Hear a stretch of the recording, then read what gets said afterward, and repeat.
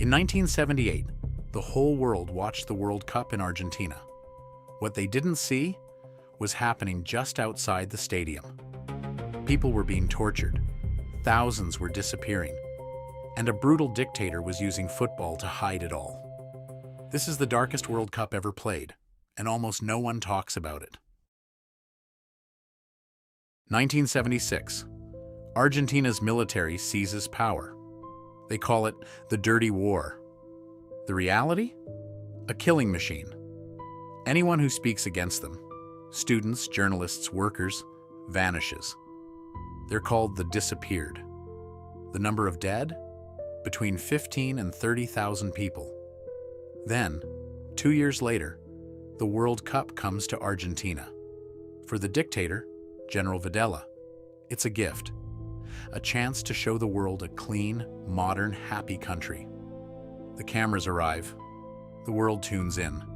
And just a few hundred meters from the main stadium, the torture never stops. That stadium had a neighbor. A building called ESMA, a secret detention center.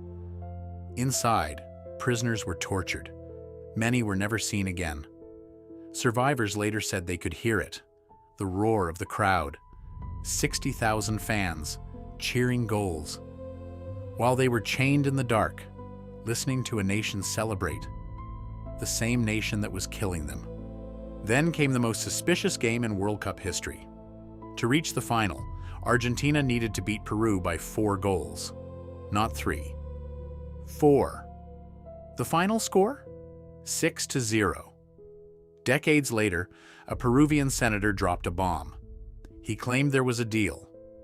Argentina's government allegedly sent Peru 35,000 tons of grain, $50 million in unfrozen funds, and 13 political prisoners, handed over to be silenced. The price of a place in the final. It was never proven. But the questions never stopped. Argentina won the World Cup. The country erupted. The dictator smiled for the cameras, holding the trophy. It was the perfect disguise. The world saw a champion. They didn't see the bodies. Some of the disappeared were thrown from planes into the ocean, alive, while the trophy was still being celebrated. For years, the world remembered 1978 as a football story. It wasn't. It was a story about how a regime used a game to hide a genocide, and it almost worked. So the next time you watch a World Cup, remember, sometimes the most beautiful stage hides the darkest truth. This was Case File 02. Subscribe. The lab is just getting started.